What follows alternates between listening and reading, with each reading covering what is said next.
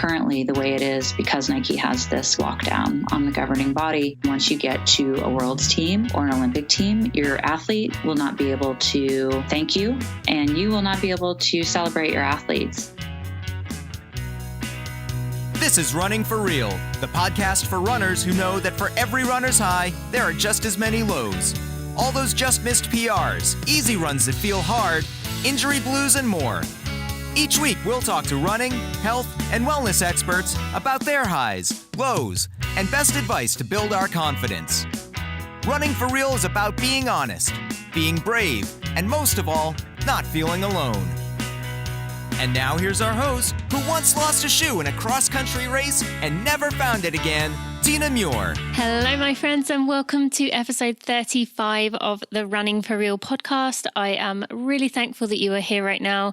This is a bit of a special one, so I'm excited that you want to share this together and kind of enjoy it because this is one I've been waiting for such a long time. But before that, last week we had Nicole Dessling, who's a sports psychologist to runners and, well, general athletes of all levels, including working with some Olympians.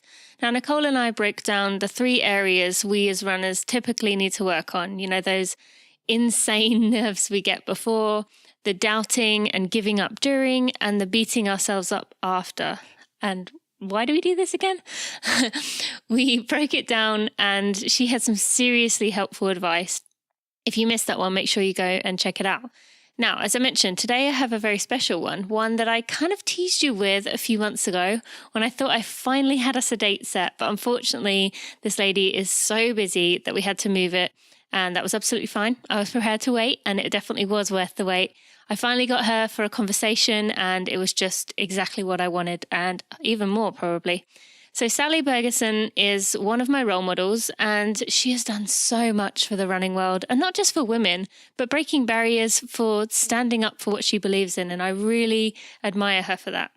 Now, I want you to get the most out of this episode, so I'm going to stop my girl crush now, and we will meet Sally after a word from my favorite fuel, UCAN, and our loyal friend Body Health. Let's do it.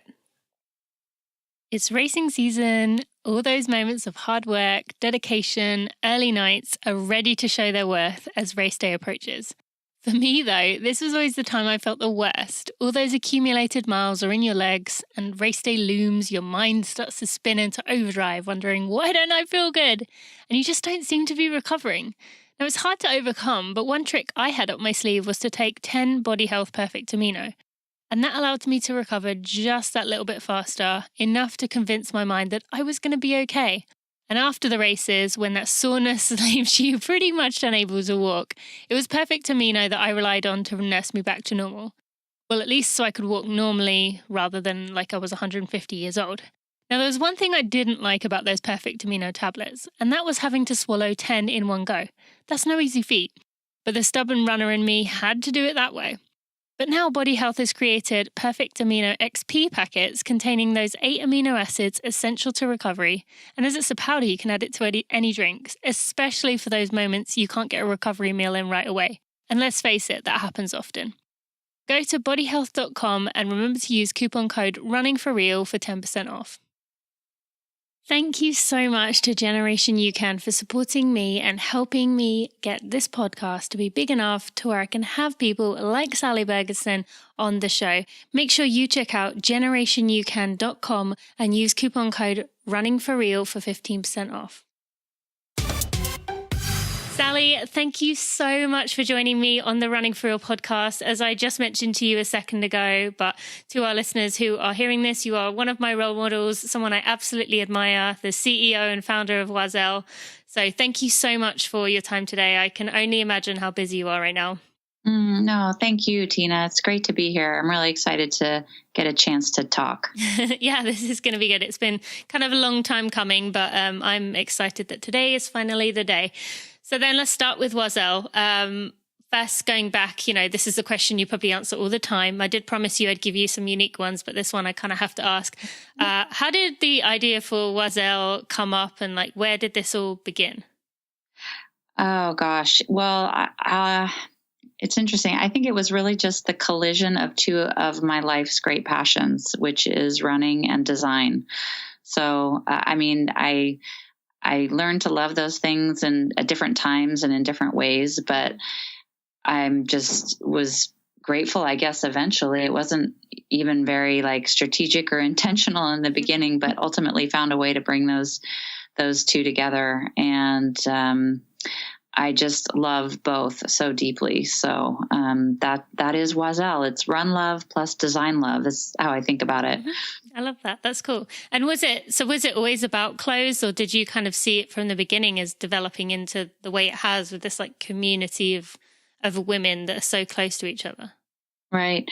Well, on the clothing side, I'd always been an appreciator of great clothing and quality clothing. And I have to caveat with that because there's obviously a lot of different ways to look at clothing. Yeah. And although I'm, an admirer of the fashion world and I follow certain designers, I think my love of the clothing side has always been more on a kind of a quality and construction and performance aspect. So I love it when clothing is of such quality that it lasts a long time, that it's this piece that just performs. And I think that's where the intersection of fashion and performance come together so beautifully for me, because even though I love the visual aspect of what we do, I believe that athletics give clothing meaning in a way that I don't necessarily love quite as much just in the fashion world. So there's that. And then with running, I would say I feel deeper about running than I do about clothing even. I really believe that running,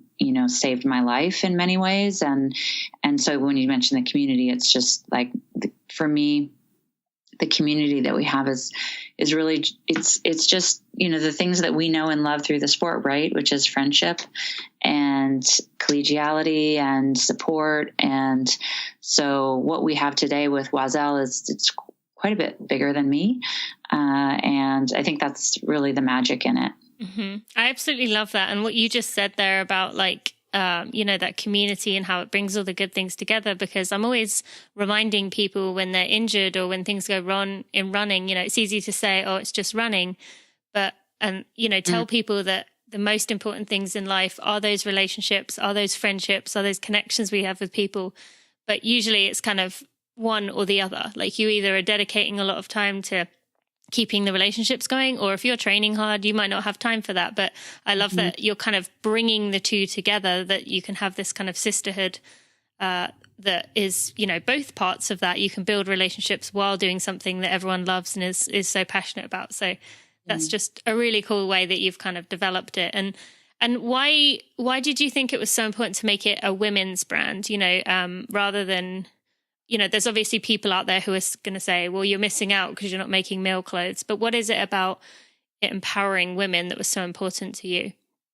Running truly empowered me. I mean, when I said it changed my life, I mean that I went from being what I would say is kind of an insecure young person to, a much less insecure adult. I mean, you'll, always have those insecurities down in there somewhere, but I think that is a unique path to women, or maybe it's that in some ways we have kind of a higher mountain to climb in terms of that evolution of self. And so it's, and maybe this is part of where my background in brand and design came in, where my old boss used to tell me is like, if the more focused you can make your message, the more it will resonate with the people that you're actually trying to reach. So, we could be a men's and women's company, but in my mind, that would weaken the message that we have with and for women. So true. So true. And, that actually reminds me, I have a friend who does like lots of motivational talks. She's kind of known for traveling the country and, motivating people. And she always talked about, I remember one thing she said to me was about, she said, when I'm presenting in a room, I think she said like 90% of the people are kind of going to zone out. 10% are going to, 10% are going to be kind of somewhat paying attention and might think, oh, that's interesting. But then the 1% is the group that I'm talking to that really, see what you're saying. They get it. And you're changing their life forever. So I think that's exactly what you're doing. And, did that, career initially as a brand strategy consultant, did that give you the skills to kind of, no, this is how I want to do it, rather than, most businesses kind of begin by kind of throwing things at the wall and seeing what sticks? Right.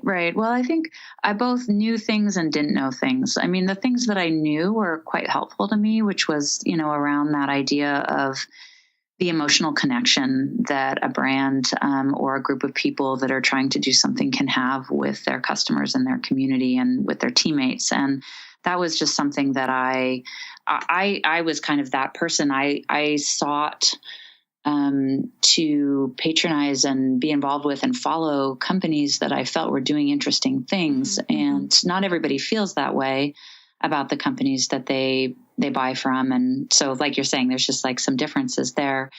But I think largely, especially with a product company or a consumer brand, that is very, it's very important aspect is to have that emotional connection, because as we all know, especially with something as commoditized as clothing, that there are a lot of choices out there. And so I knew from the early days that I was going to have to take some of my own brand strategy medicine, so to speak, in terms of really not just doing something that mattered to me and that mattered to the community, but also sharing that journey in a way where I was making myself vulnerable and making the journey available to people, because I think that's really where the magic happens and where people realize like, oh, you're not, a $30 billion company that is honestly too risk averse to share any of those honest truths. And because of that becomes a competitive advantage, and it becomes very part and parcel to kind of who we are and how we connect. So I think that was kind of the plus side of having been a brand strategist. I would say the downside that I really knew nothing about how to like build and sell a garment line. So I had to really ramp up pretty quickly there. Luckily I, put good people around me and kind of met a lot of good people along the way. But I just remember at the beginning, I had one pair of shorts and I just like kind of naively thought, oh, well, maybe I could just be like the shorts company, maybe just have this one product. And, I kind of laugh at it now, because I think a brand strategist would know that, it's more than a single product. Even though niche and focus is important, you really want to kind of paint a bigger story. Yeah.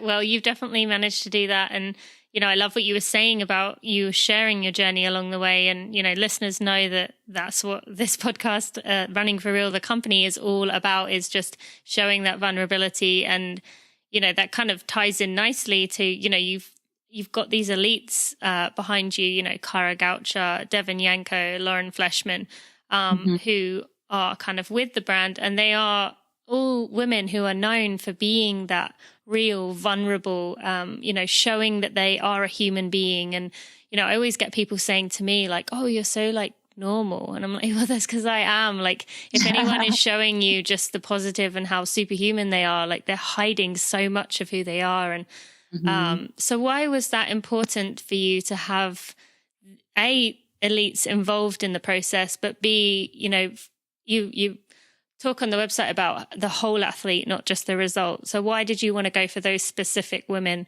in the first place? Well, first off, I just got to tell you, I still like pinch myself every day that I get to work with these women. It's like, the vision of sponsoring pro athletes or elite athletes wasn't even really in my original idea of what the company could be, even though I loved the sport deeply. It took a while to kind of get to that point of even thinking of working with them. And so it still kind of blows me away.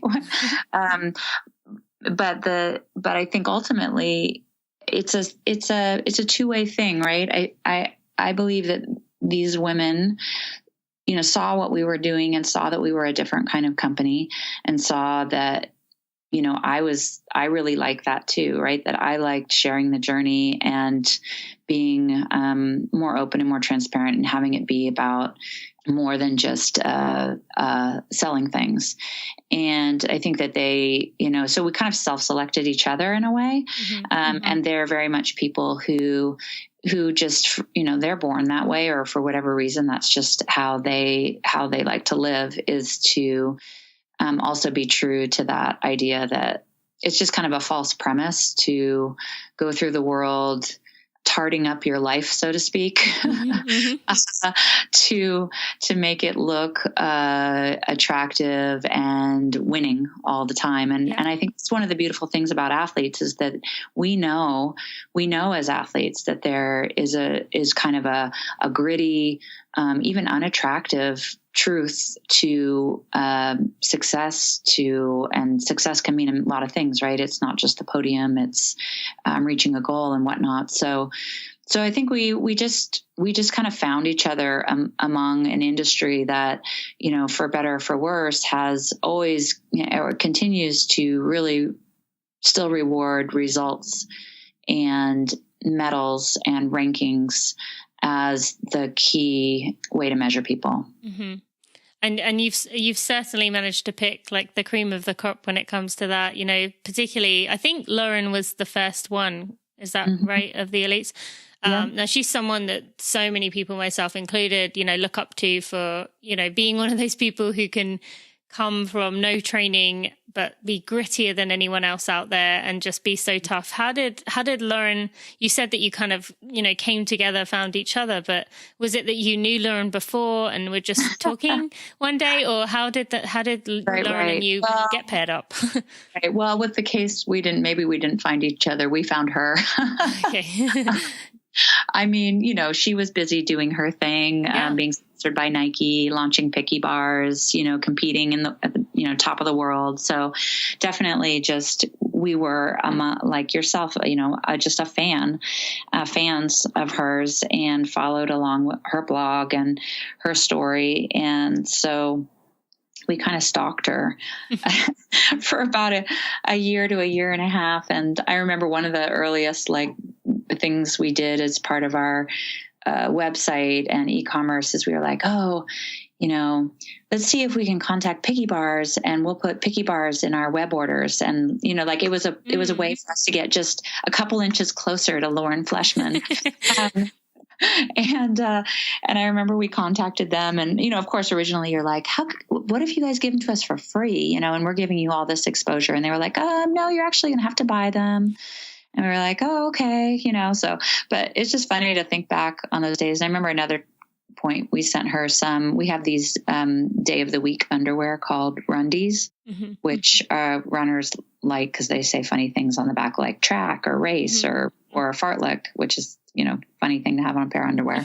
And we sent her a set of those. And, so we basically just really, it wasn't necessarily even at the time to get her to sign with Oiselle. It was just out of a genuine appreciation for who she is. Yeah. And then we got a chance to meet with her. I remember we went to Eugene because I did the marathon, and we had dinner with her and Jesse in Eugene. And so it was kind of a gradual process, and she was trying to figure out what she wanted to do and next steps. And, having kind of, at the time she was heading towards the trials in 2012. And, but, over many conversations, the more we got to know each other, the better we liked each other. And, so eventually it just sort of feels like destiny. Yeah. So it's, and then I remember it was January 1, 2013 when we announced her. So we had this New Year's Eve party here in Seattle and invited everybody, and had Lauren, of course, and she was pregnant with Jude at the time and just made the big announcement. And it was cool. It was like, yeah, we're the new kid on the block. We're a women-led company, and we just signed Lauren Fleshman. And I feel like it kind of put the track and field world on notice that we were a new player that was ready to race. Yeah. And I'm loving seeing these kind of companies that are coming out, you and one of the sponsors of this show, Generation UCAN, they're another one who are kind of trying to change things, but in a genuine and caring and really thinking about the customer kind of way. And Have you told Lauren that you were, you must have done by now, told her like how you were trying to get close to her at the beginning? And that must be funny to kind of laugh about nowadays, as you know, I have lots of friends who used to see me as this like podcast host and elite runner, and now they're just, you know, I'm just Tina. Was it that way when you told Lauren, or have you never actually mentioned it? I mean, what's funny though is when we met her for the first time, and then we were laughing about it because, you know, we had this great get together. I can't remember. We had like beers in Eugene. And then we got back in the car. I remember it was like, bye. We're all kind of playing it cool, you know, like, oh, bye. Great meeting you. And then I just remember we got in the car and just like everybody in the car just started screaming. That's amazing. We just hung out with Lauren Fleshman. There was like a foam roller in the back. We're like hitting each other with it and stuff. I mean, it was just like, it was hysterical. That's amazing. So yeah, we definitely, you know, yeah, it's funny though, right? Like people are heroes, and yet they're just people, you know. I think it's a funny culture of hero worship and celebrity worship and such, and in many ways it's great, right? Because we have these athletic heroes and heroines who have like done incredible things. I think sometimes there's like it can be a downside to it too, though. It's like remembering that people are people and they're just like us. And, you know, because I think I've heard it said that whether you put somebody on a pedestal or whether you put them somewhere beneath you, it's the act of separating them from yourself, and that you are actually kind of more likely to objectify them in a way. I don't know if that sounds strange, but it's like you're creating a separation. And so as much as I still have, these women are still my heroes and they're on that pedestal, I think it's also good to just remember that, you know, people are people, and all people are equal in my book anyway. So yeah, but that was a fun experience. It's still. Yeah. And although I will say that, you know, you've obviously made the right choices with these women along the way, because, you know, I've met a few of my heroes and heroines over the years, and a few of them have actually been a real disappointment. You know, really kind of shocked me with not what I expected. So, you know, and they do say that there's that old, you know, proverb, or I don't know if it's a proverb, but thing people say, like, never meet your heroes. But then you do have people like the ones that you've picked up who are genuinely, you know, what you see is what you get. And it's just, it's great that you've managed to pick those apart from the rest. And I wanted to ask you, I'm sure this is a question you get a lot, but like the name Oiselle, you know, surely people get that confused with the name all the time, but you wanted this name for a reason.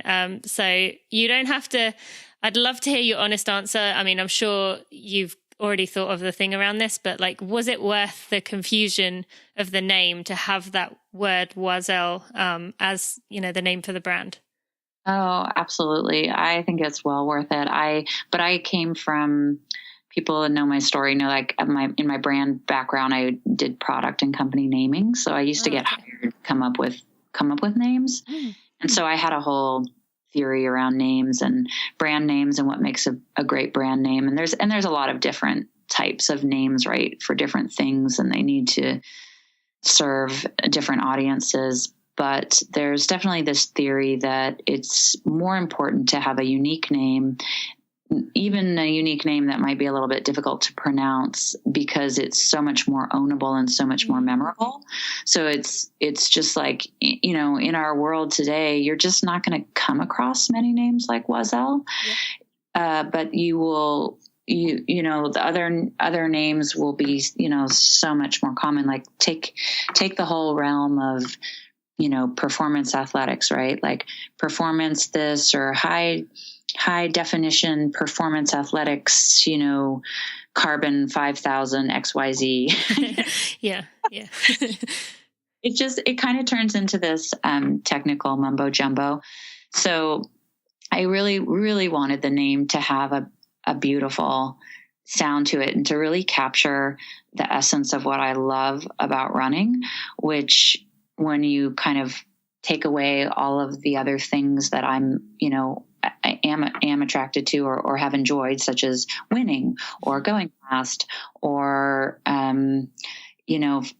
feeling, accomplished. That at the very, very core of it, for me, it's about a feeling of freedom and flight. Mm-hmm.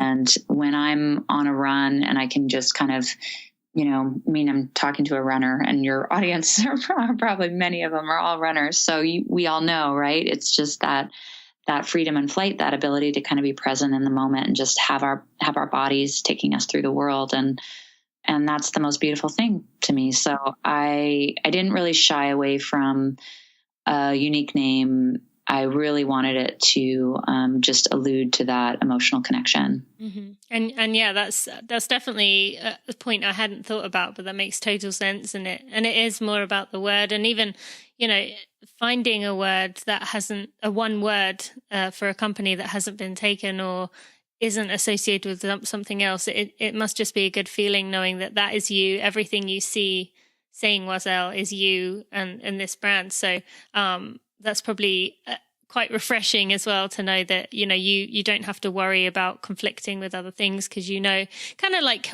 you and the company in general, who you are and you're proud of that, all the ups and the downs and the good things and the bad, but you're proud of that. So I love that. And something else I wanted to ask you about today was, you're quite known for speaking out when something needs to be said, where others would kind of shy away and be like, oh, I don't want to ruffle feathers. So, Mm-hmm. You took on Nike, this ginormous powerhouse. There's obviously controversy surrounding them. There is negativity surrounding them, but maybe I thought you could kind of tell the listeners, for those who don't know, I know this through being an elite, but the extremes that elites have to go through when it comes to their uniform to meet USATF standards, which again is sponsored by Nike. So who sponsor a lot of meets for that matter. So maybe could you tell them what it kind of looks like? And I'm happy to as well, but I thought it would be better coming from you and why you wanted to kind of take a stand about some of these things. Right. No, I think it's definitely an area that I wasn't super knowledgeable about when I started Oiselle, and it really wasn't until we began sponsoring, pro and elite athletes that, really was kind of the trial by fire of getting in and understanding a lot of these rules and regulations. And I think probably the easiest way for me to just simplify it or break it down is that, you have, with all sports, you have a governing body. Essentially a governing body that, decides what the rules are and how athletes will be picked for teams such as Worlds teams or Olympics teams. And then with the Olympics specifically, you have the USOC, which then works, or the Olympic governing body that for each country that works then with the sport governing body. So there's just a lot of kind of structural things you kind of at a high level sort of need to understand. And then the way it is in track and field, USA Track and Field is our sports governing body, and the kind of exclusive primary sponsor for our governing body is Nike. And that has been the case roughly since about 1992. And the upshot of that is a lot of different things. But one of the complicating factors in that exclusive licensing agreement or partnership or what you might call it is just that you can kind of inherently see on the surface that might create a conflict of interest, right? You have the governing body and then you have a private interest of a commercial company. And the governing, it's like separation of church and state or something. A governing body, their job really should be growing the sport, picking the Olympic team, helping, people find and view and connecting with the fans, et cetera. And it's unfortunate how things have evolved and then of course supporting the athletes, right? Yep. And unfortunately, the way it's evolved with this exclusive agreement is that because Nike is so huge, I think it's has a market cap of about $36 billion right now.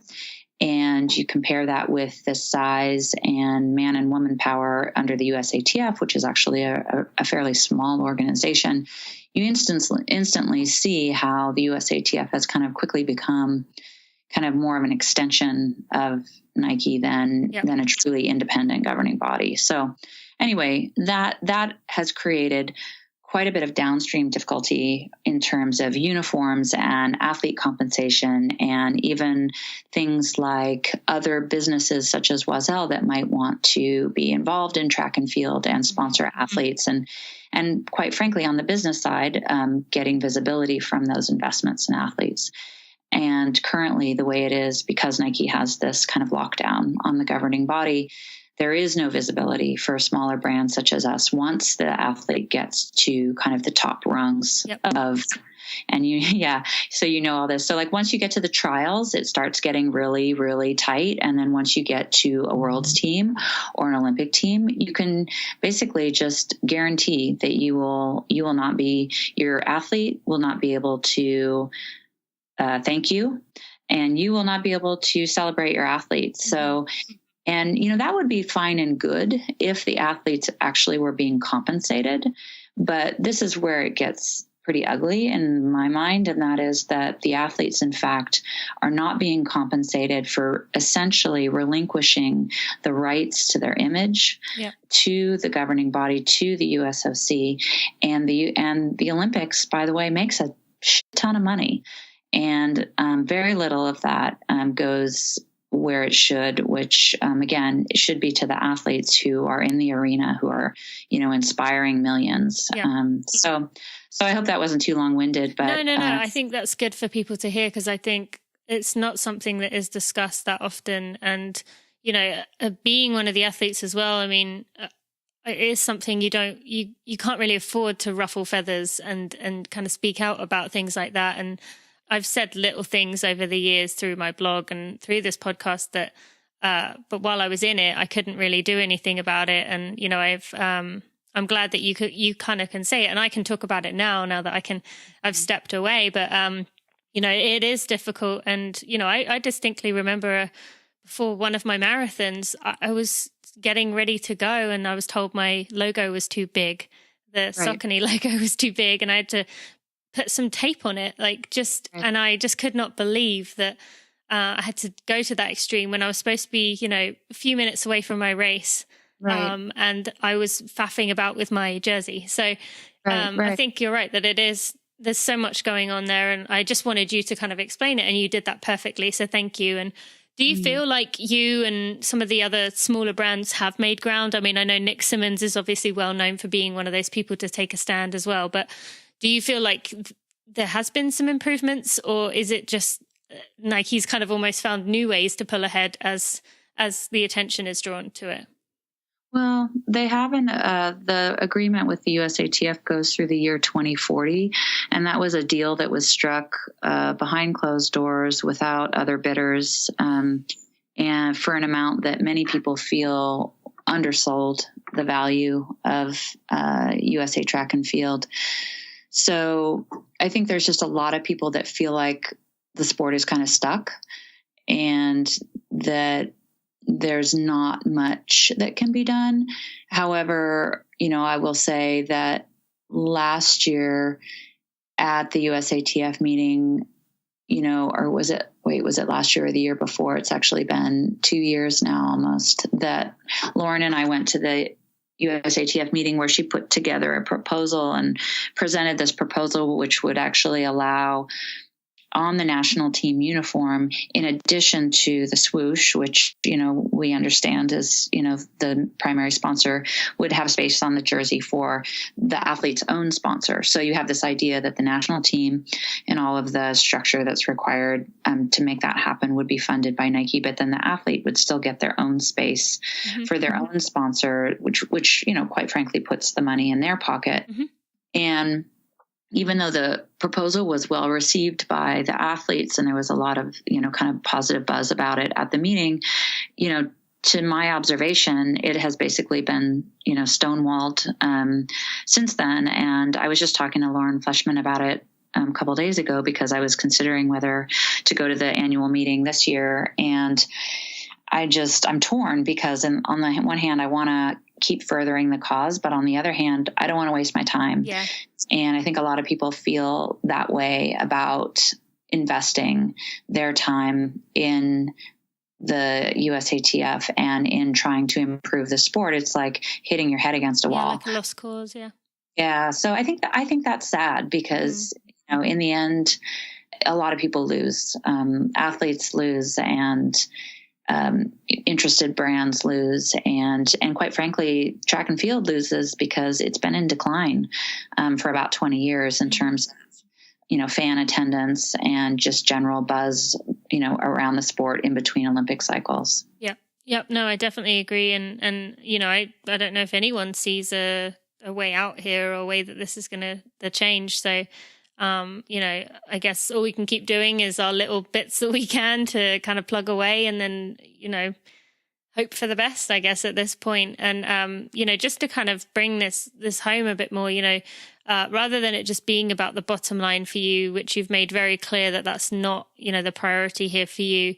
One thing that you've been kind of known for saying is that it's not just shorts, and that there's, a lot of emotions that go behind kind of choosing a brand. So what would you like to say to people about that kind of aspect of things, that it isn't just about the shoe or the short or the top? Like what did you mean by emotions behind it? Well, I mean, kind of twofold. One is, I just, have so strongly and personally experienced that journey of, finding myself through sport and finding my community through sport. So that's kind of ingrained in who we are as a company. But I would kind of pull back from that even further and just say, like, if you look at what's happening in the world today, kind of on a macro level, a lot is happening. And sometimes there's so much happening, and there's so much happening that quite frankly feels like it's out of our control. And what can we do to make a difference? And there's certainly quite a few ways that you can make a difference, whether that's voting or whether it means getting involved, with your local community, or whether it's supporting the causes that are meaningful to you. But I think that I think we're just starting to scratch the surface in terms of helping people understand how their purchasing dollars can also mean a difference in terms of the types of businesses that even exist in the world, and the types of products that are out there that are truly, designed and engineered to serve the needs of people who truly love the sport. So just as an example, like, we all know, or at least, I know I'm a little bit in the, retail bubble, but things are really changing in a big way in terms of the market today and how people shop. And, huge brick and mortar stores and chains that were in business have gone out of business, whether that's, on the large side, like Sports Authority, or like on the East Coast, City Sports chain. Amazon is steamrolling its way onto the scene, and, kind of everybody's kind of swirling around trying to figure out, what's next and what does it all mean, and what's the future of retail going to look like? And I guess all I would kind of point out, or kind of hope people would think about a little bit, is that if you want local businesses in your community, if you want niche brands that serve your needs as somebody dedicated to sport, if you want, businesses that are interested in doing more than selling stuff and that actually spend quite a bit of time and money on facilitating a community, then I would suggest that you put your money where your mouth is, and really support those businesses. I'm not just talking about Oiselle. I'm talking about like anything that you might care about, whether that's your local running store, or whether that's, a brand that, is smaller and, is not sold on Amazon. I mean, we stopped selling on Amazon 2 years ago, specifically because, from what I could observe, they don't care about community. They don't care about craft. They don't care about design. They don't care about, the sport, even the heritage of running. So all of those things are important to us, and I think are important to runners. So I guess, that's like kind of a long sort of meandering way of saying that. Yeah, it makes a difference.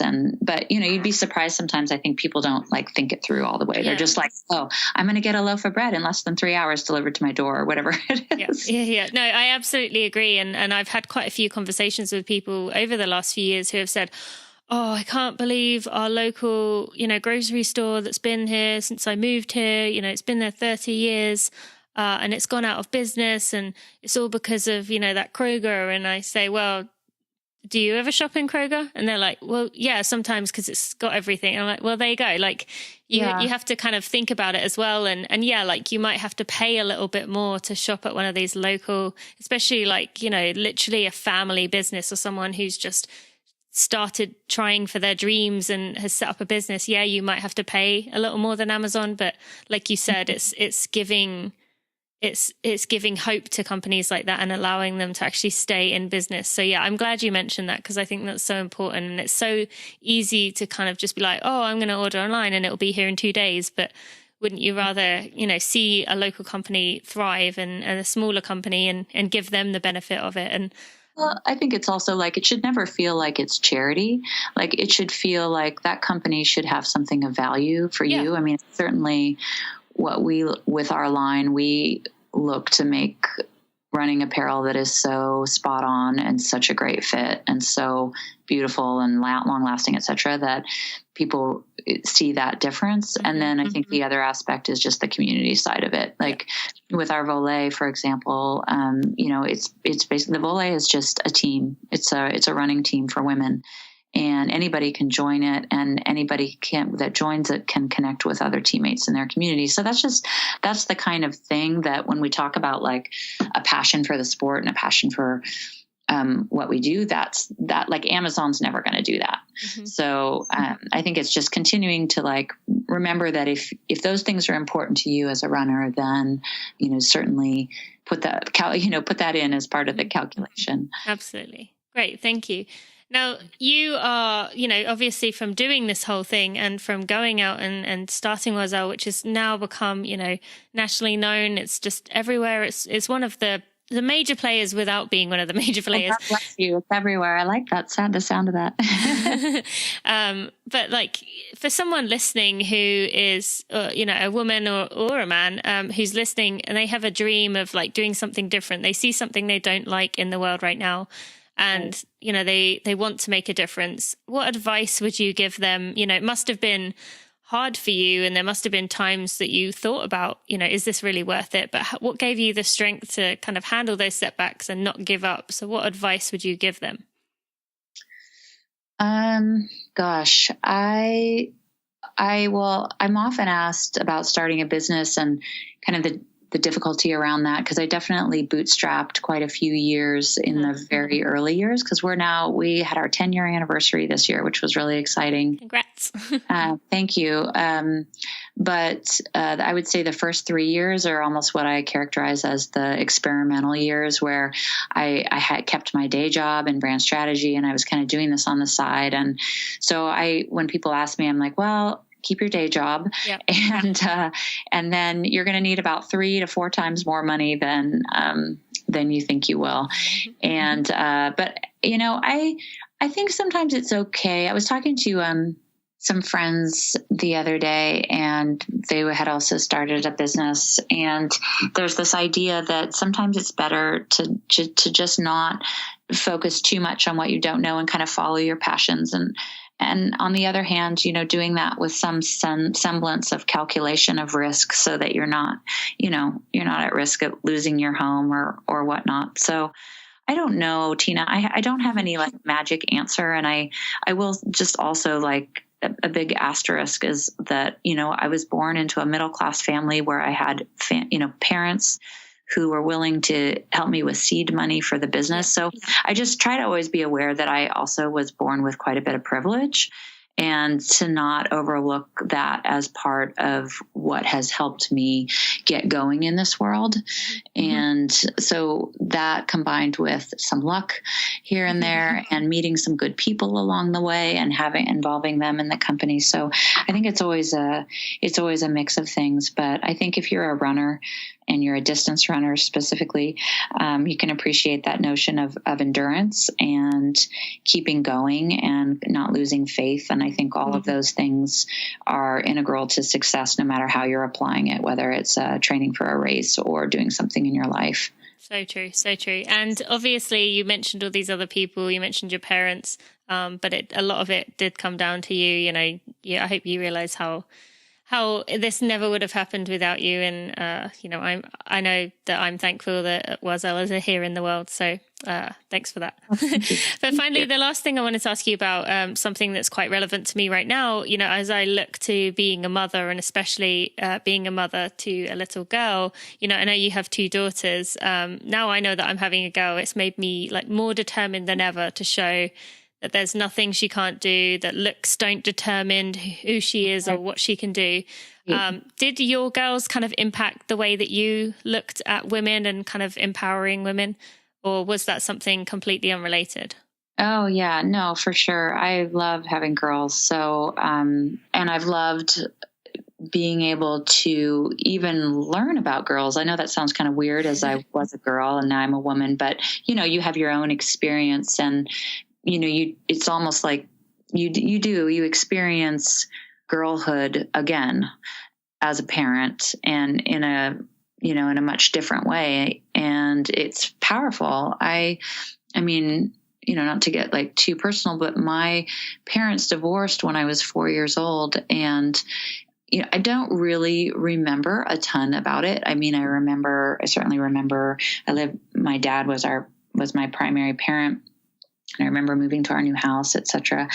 But when my girls turned 4, I remember it just kind of hit me like a ton of bricks, like just sort of that period in my life that I haven't really reflected on, and kind of what it means to be a parent to, and what kids need at that time. And then, you know, on from there. And I've, you know, having girls is wonderful and humbling. And, I guess I have mixed feelings about it sometimes, because on the one hand, I think children really just want their parents to be present. Mm-hmm. They don't care.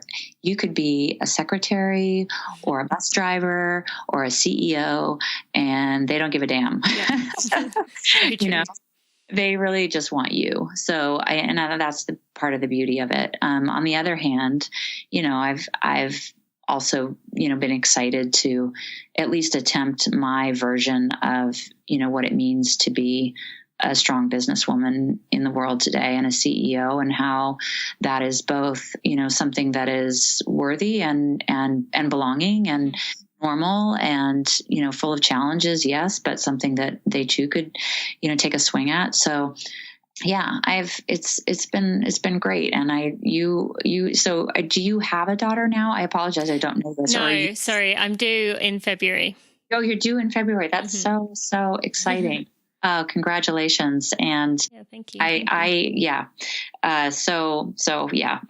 think it's pretty amazing. And it's also scary too, right? Like for me personally, like the election was a nightmare and the outcome of the election was a nightmare. And I sobbed and I cried and I hugged my girls, and I just I felt their girlhood in a new way, that I hadn't before, and worried about it in a new way that I hadn't before. And so I think as you go along the road of you know, what's happening in your life, you feel those things too. Yeah, so true. So true.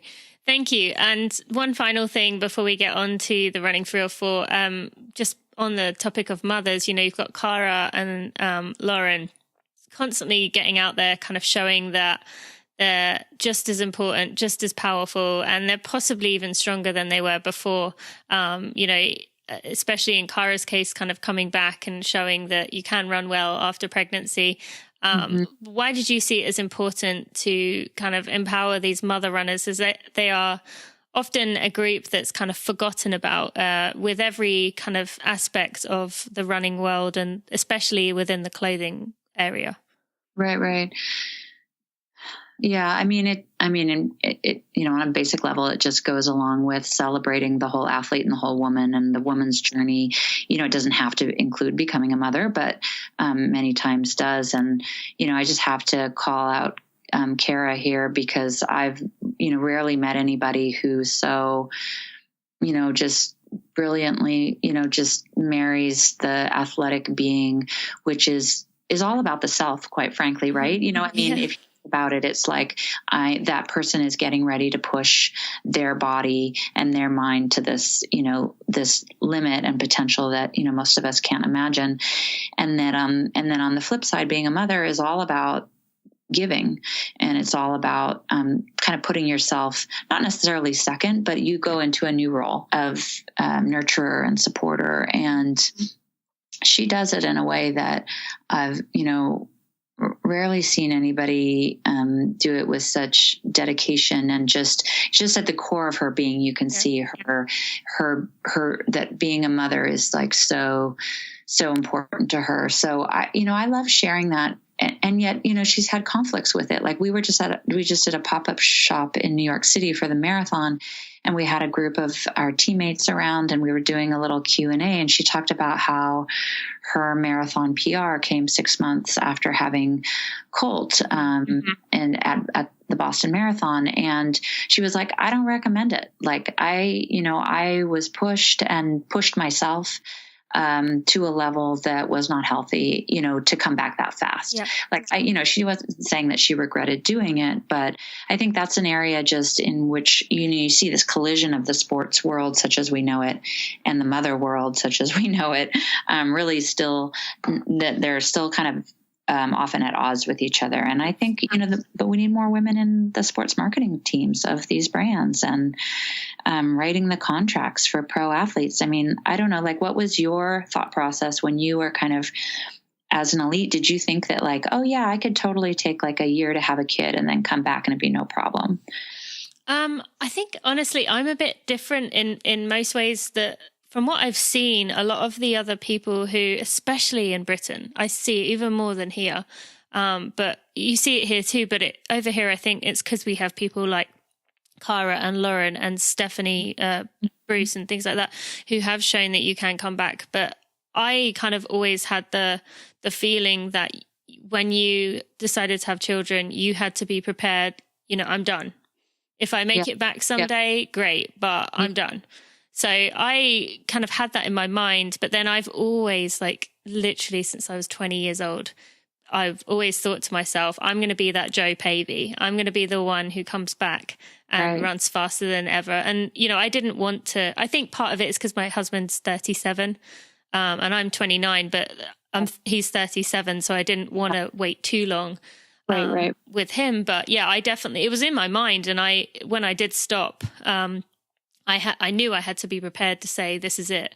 Right. Just because the whole industry and the culture doesn't really encourage women to come back. And especially, like you said, Kara, I'm already getting questions about, are you going to have a comeback? When's your comeback? And I'm like, I haven't even had the baby and I'm not going to rush it. So I don't know.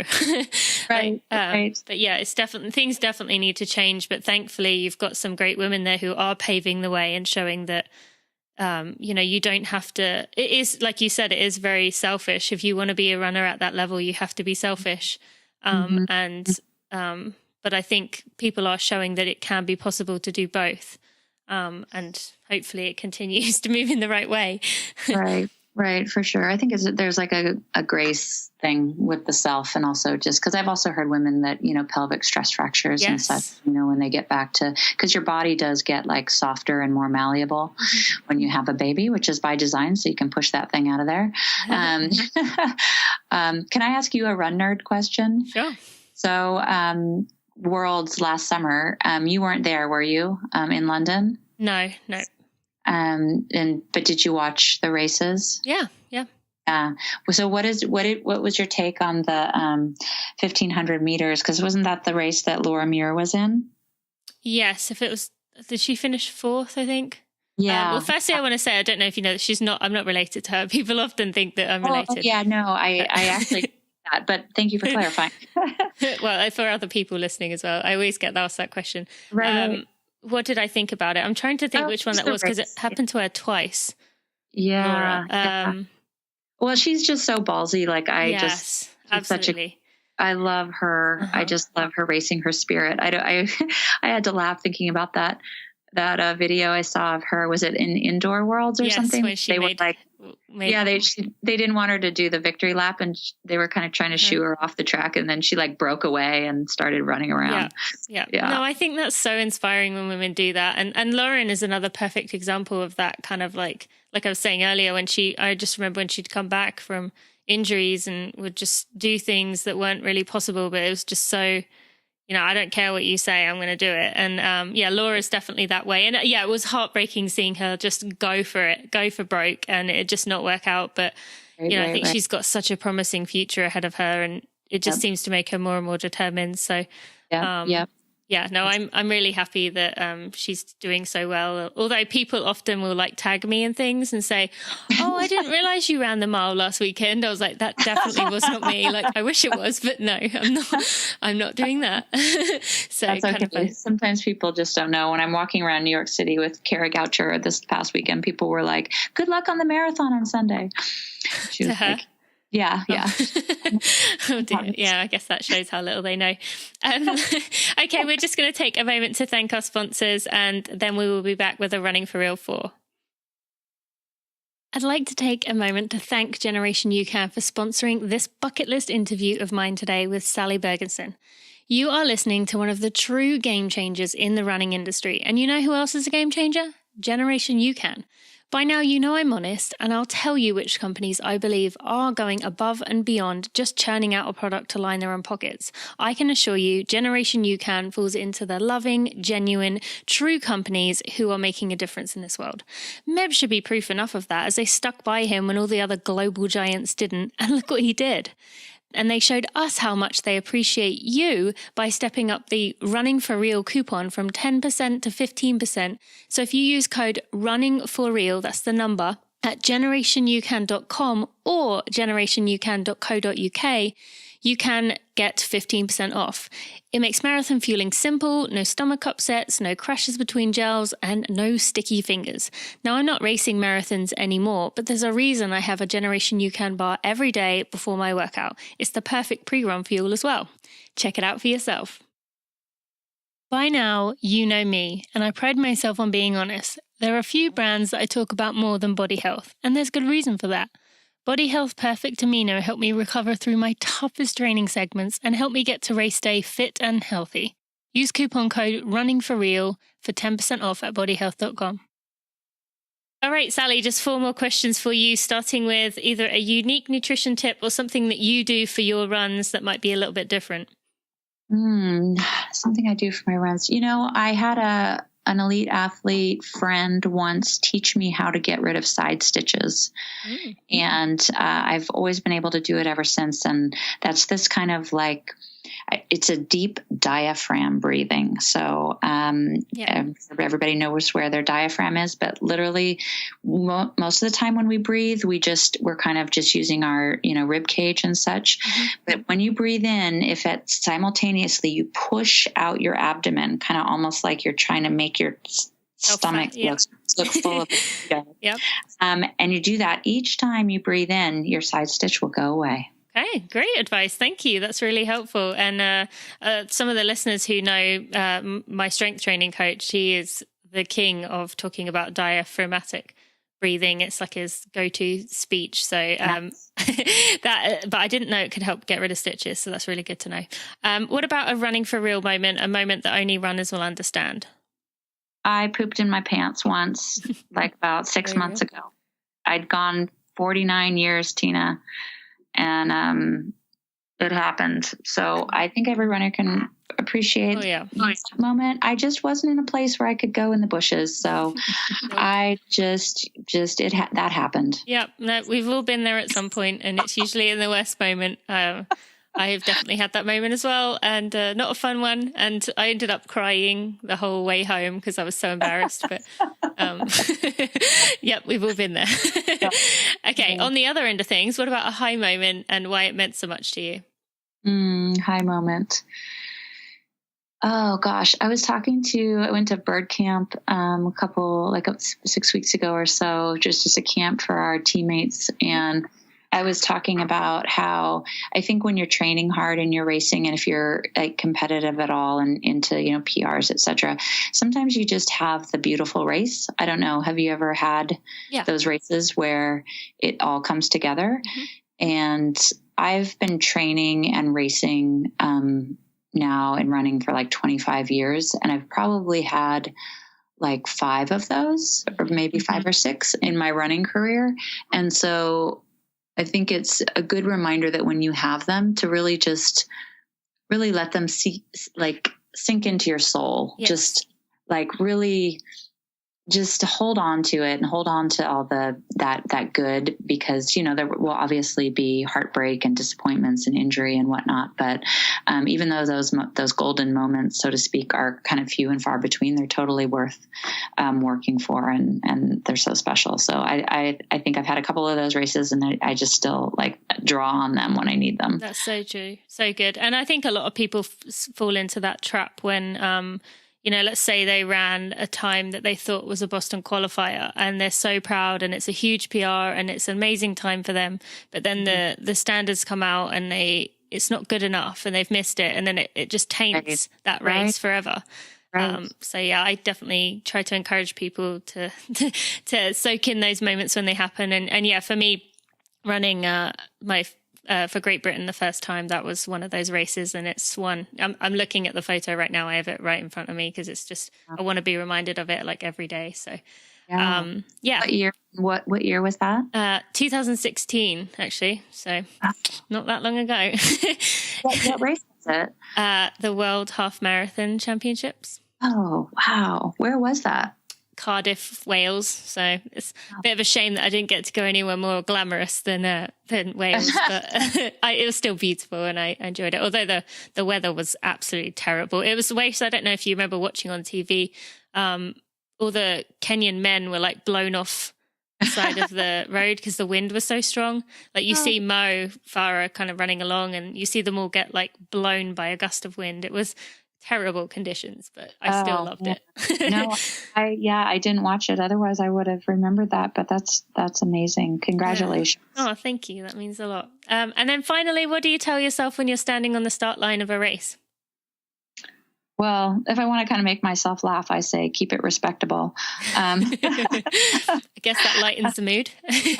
Yeah, I just, so I've also told myself that when I'm I don't know, for whatever reason, I'm on a really slow run, whether it's a recovery run or something, and I'm just going so slow. If I say that to myself, I'll even if I don't pick it up that much, I kind of hold your head a little higher and kind of check on your form and that kind of thing. But other than that, I don't know. I've never been a nerves person on start lines. I just, I not to say that I haven't gotten nervous and such, but it's just, I enjoy start lines, and I mostly just feel excited and ready to unleash whatever I might have. Yeah. Well, my listeners by now should be knowing that actually most people who are successful do tend to just say, have fun, enjoy it, relax, rather than, oh my God, this is what I've got to do, and I've got to hit this time, and then I've got to do this, and then I've got to do that. Like, you're just stressing yourself out. So actually that's a good thing that you're excited. And finally, one more thing. I do ask my guests if they will send us a photo of them in a power pose, something you would do to build your confidence, either before a race, before a presentation, something like that. Sally, will you do me the honor of sending your power pose for the show notes? I would be so honored. Well, thank you so much. And thank you for your time. This is absolutely wonderful. Such a good chat. And I really appreciate this and appreciate everything you've done. Thanks so much. Oh, thank you, Tina. This has been great. It's been it's been really fun talking to you. Thanks for having me on. Oh, how good was that? We even got into more than I expected, although I still had plenty of other questions. And actually, Sally and I ended up talking a little while afterwards too, which I have to confess, I probably should have kept that part in there too, but it was pretty personal chat, so probably for the best. But I was very lucky to continue that conversation after we ended up the show here. So you can find everything we talked about in the show notes at tinamuir.com/episode 35. I hope you enjoyed that one as much as I did. There will be links for everything you need in those show notes, and listen to it again if you feel so inclined. I want to take a moment to thank you so much for listening today. I really appreciate every time you download this podcast, every time you listen, and if you subscribe, it comes right to your podcast player on your phone immediately upon release. So those of you who were subscribed know that I have had a few mistakes lately and may have released a few episodes early, and you wouldn't have got those had you not been subscribed. So please consider doing that. It really helps me look good in iTunes, and I'd appreciate it so much. Now, next week we have a bit of a unique one. It's a safety-focused episode with Run Angel, but I'm also sharing some of my favorite runner gifts that you can ask for this holiday season because, well, we all know that we as runners need more running stuff all the time. So tune in next week and you can see if you agree with my list and what you would add, because I'd love to hear. All right, until next time. Thanks for listening to the Running for Real podcast. Be sure to check out tinamuir.com for show notes and even more helpful running information.